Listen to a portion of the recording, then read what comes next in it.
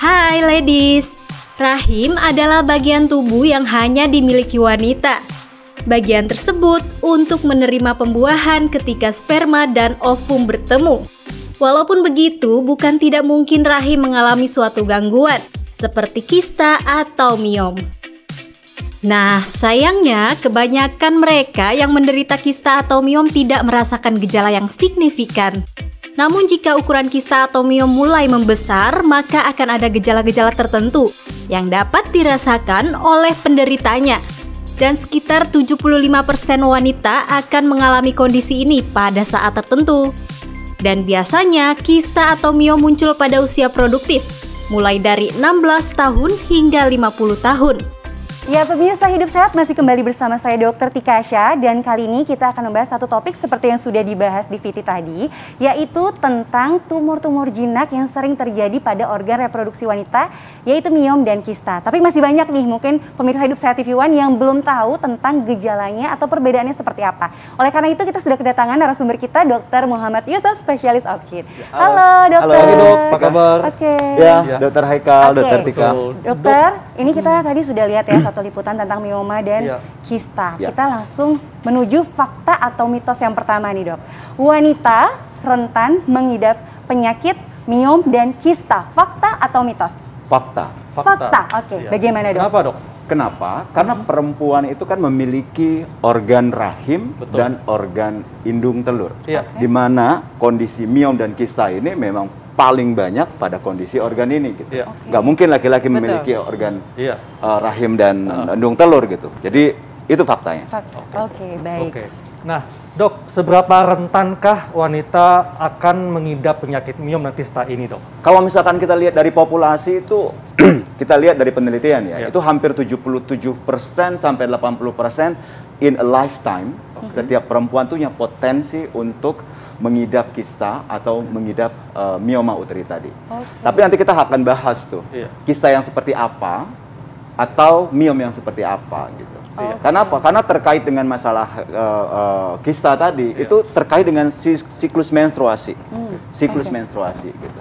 Jadi makanya saya bilang angkanya itu relatif agak besar, sekitar 77 sampai 80%. Jadi artinya cukup rentan, dok ya? Cukup rentan. Ya. Dok, tapi ini juga banyak masyarakat yang kadang mempersepsikan sama. Nah, sebetulnya fakta atau mitos kalau penyakit miom dan kista adalah dua penyakit yang berbeda? Fakta bahwa kista dan miom itu adalah dua entitas penyakit yang berbeda. Kalau misalkan miom itu ada di rahim, kalau misalkan kista itu ada di indung telur. Mekanisme terjadinya juga berbeda. Jadi miom ini adalah pertumbuhan sel yang berlebihan pada otot dinding rahim. Ya. Jadi kalau misalkan kita lihat, miom itu terjadi karena hypergrowth, pertumbuhan dari sel-sel otot polos dan fibroblast yang ada dari lapisan miometrium. Ingat, rahim itu memiliki 3 lapisan. Pertama, lapisan endometrium yang paling dalam, yang akan meluruh ketika menstruasi. Yang di tengah itu adalah lapisan otot. Sementara lapisan luar atau kita sebut lapisan serosa. Nah, miom ini muncul dari sel-sel yang ada di daerah lapisan otot tadi. Sedangkan kalau kista, sementara kalau isi cairan. Kalau kista itu adalah penimbunan cairan, penimbunan cairan yang terjadi di lapisan permukaan indung telur. Nah, setiap bulan dia bertambah sehingga terjadilah kista yang membesar. Jadi nah, memang itu yang saya sebutkan. Di satu sisi, kista juga pada indung telur itu diakibatkan ada pembesaran dari sel telur itu sendiri setiap bulan. Makanya ada kita bilang kista fungsional. Ketika perempuan datang ke dokter kandungan, diperiksa, terdapat kista 2-3 cm, kita katakan kista. Tapi apakah itu berbahaya? Tentu tidak, karena itu terkait dengan siklus menstruasi. Maka kita sampaikan itu adalah kista fungsional. Jadi memang mulai dari mekanisme terjadinya dan juga letaknya itu membedakan miom dan kista itu sendiri. Nah, ini ada fakta atau mitos berikutnya, dok. Miom lebih berbahaya dibandingkan kista. Fakta atau mitos? Mitos. Bagaimana dok penjelasannya? Miom itu adalah tumor jinak.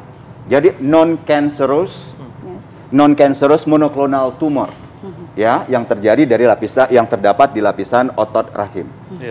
Biasanya jinak. Sangat-sangat jarang miom ini akan berkembang menjadi cancer. Sementara kista itu macam-macam. Ada kista normal, ada kista yang abnormal. Kista abnormal tadi ini macam-macam juga. Ada kista abnormal yang hanya berpotensi jinak, atau kista abnormal yang nantinya akan berkembang menjadi cancer. Nah, ketika kista yang bersifat ganas ini tadi berkembang, maka dia akan punya potensi untuk menyebar ke semua organ yang ada di dalam perut. Itu makanya saya katakan bahwa apakah miom lebih berbahaya daripada kista? Belum tentu. Karena kalau misalkan kistanya adalah kista ganas, itu jauh lebih berbahaya daripada miom. Karena sangat kecil sekali miom berpotensi menjadi ganas. Oke. Dok, ini kan miom dia ada di rahim, kista ada di hidung telur. Nah, fakta atau mitos kalau miom dan kista memiliki gejala yang sama? Ya, bisa fakta, juga bisa mitos. Kalau misalkan ukuran miom tadi besar atau ukuran kista besar, mungkin gejala yang muncul adalah keluhan nyeri perut atau perutnya terasa begah, terasa penuh dalam perut. Tetapi kalau pada kista, ya, itu tidak memicu terjadinya perdarahan masif.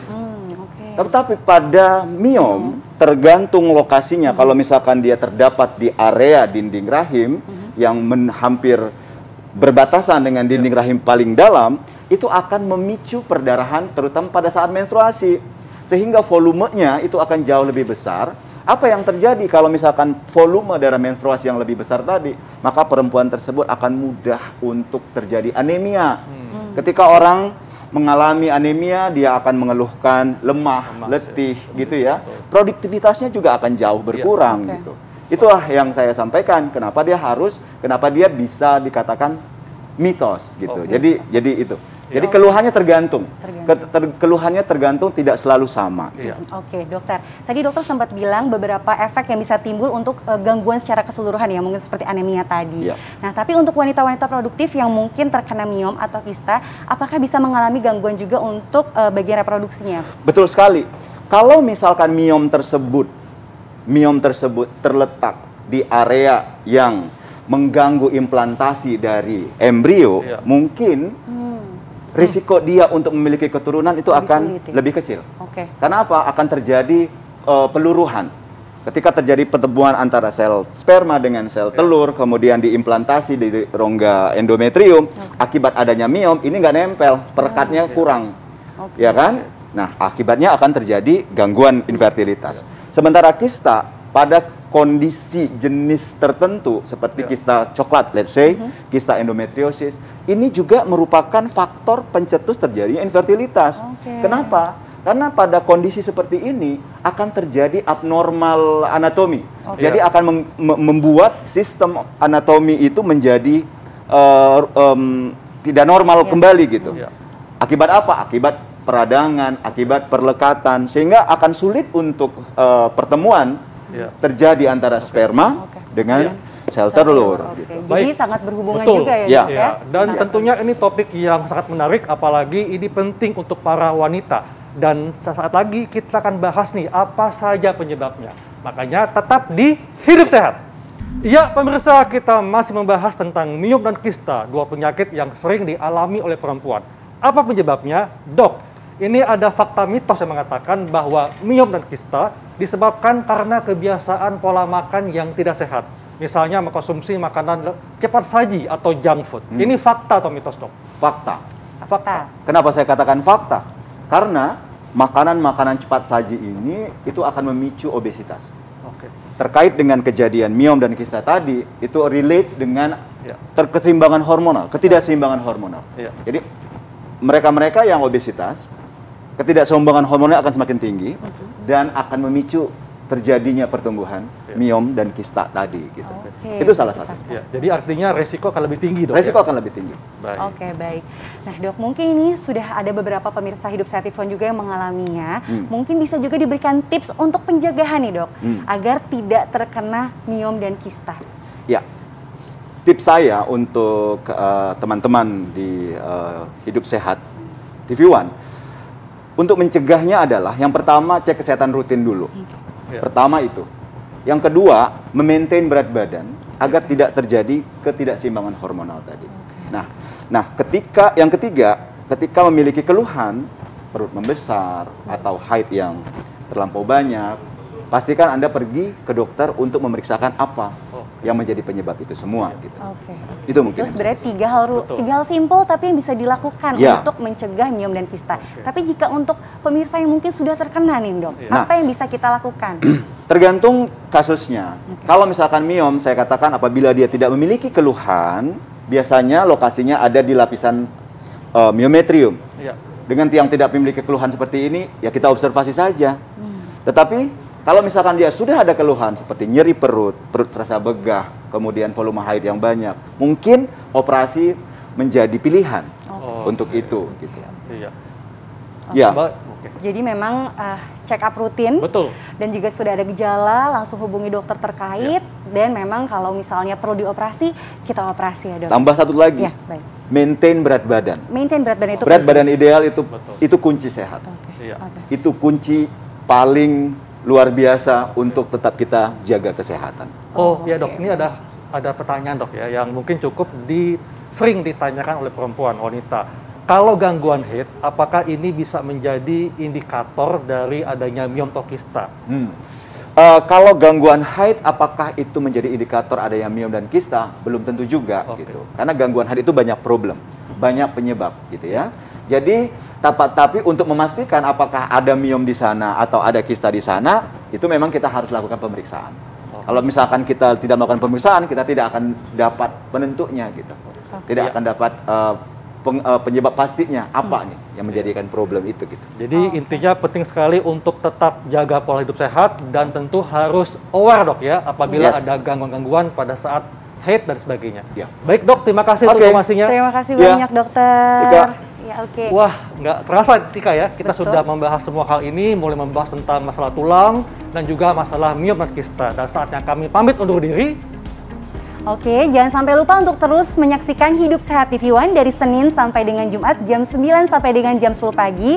Dan untuk yang tinggalan masih bisa tonton di tv1news.com. Saya Dr. Tika Syah dan Nota Heka. Indonesia Hidup Sehat.